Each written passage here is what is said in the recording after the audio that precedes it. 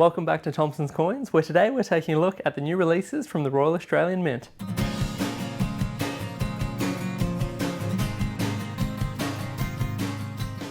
So today marks the release of two new releases. We have the new Steam Giants release. This is a collection of 50-cent coins, as well as the new Kangaroo Design from the Royal Australian Mint. So let's have a little look and see what we think.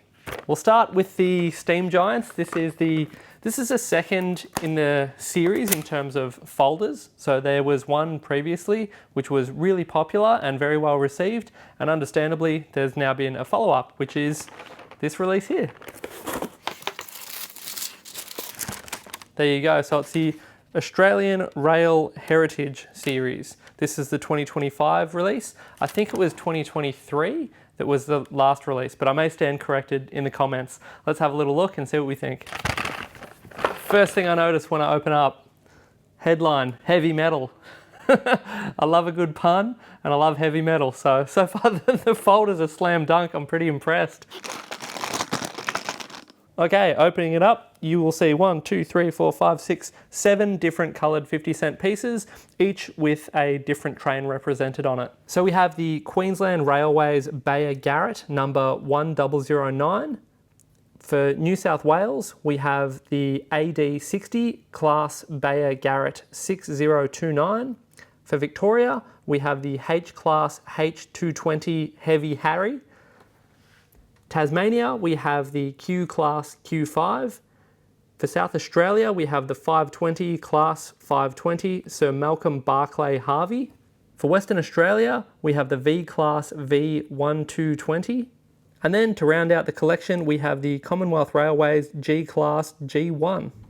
Despite not being a big train enthusiast, I really like a presentation like this where they present them in a way that's really nice. There's plenty of information in the presentation box, and all of the artwork looks great as well. They're really nice artistic depictions of each of the locomotives, and the actual designs on the coins look great. It's a series that I think appeals obviously to railway enthusiasts, but also 50-cent coin collectors. Obviously, if you've got to have them all, this makes up part of the series. So I think this set is a bit of a hit. Moving on, we have the latest installment for the Kangaroo series. Now, it was a couple of years ago that they introduced the PCGS or NGC style slab, and I think that's been fairly well received by collectors. It's nice to have something that's uniform and rigid for your collection. Sometimes some of the outer packaging with the cardboard, if it's not stored correctly, it gets crumpled and things like that. It really does detract heavily from the collection. So it's nice to have something in packaging like this that will be long wearing, and if you do accidentally put something on top of it, you're not going to destroy any type of resale value for your prized collection. I also need to make a confession. When I saw the artistic renders of this particular coin, I was really underwhelmed.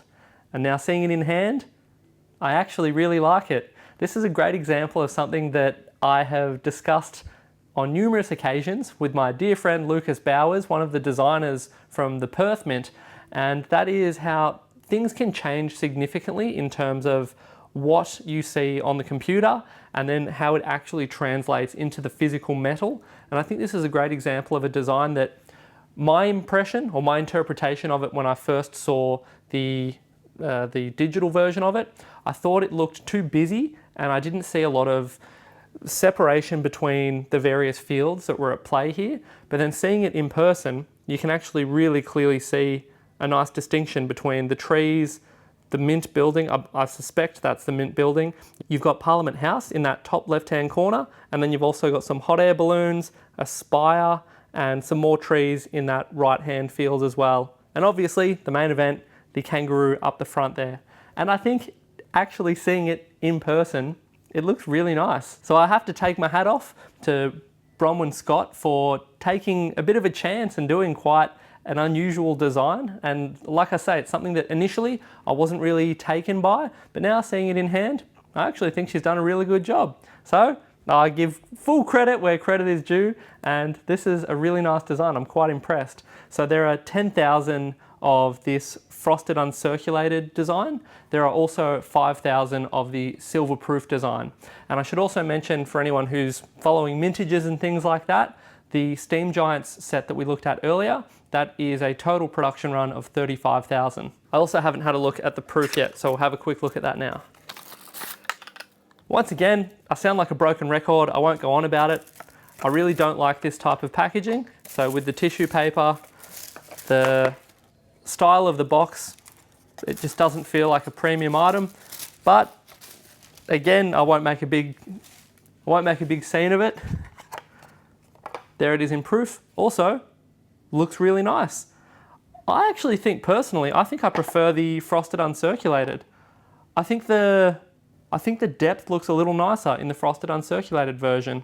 I'll do a little side-by-side comparison and you can let me know which you prefer in the comments. All right, that's it. Super simple, straight to the point video today. We just wanted to take a quick look at the new releases from the Royal Australian Mint. We have a small amount in stock now. There'll be a link in the description to the new releases section where they should be available. If you're watching this video down the track and they're no longer there, I apologize, but hopefully you can either find something interesting on the website or alternatively, you can come on down and visit us in store. We're at Shop 8 in the Boronia Mall, which is 50 Dorset Square in Boronia. We are open from Tuesday to Friday, 10 till 4. We're also here on Saturdays from 10 till 3. Otherwise, you can subscribe to the channel to keep up to date with what's happening in the greatest hobby in the world, coin collecting. That's it for now. Thanks so much for watching, and I apologize for the unsightly band-aid. I had a nasty paper cut when sorting through a collection yesterday. So whoever said that this wasn't a dangerous field to work in. All right, that's it. Thanks for watching. See you soon.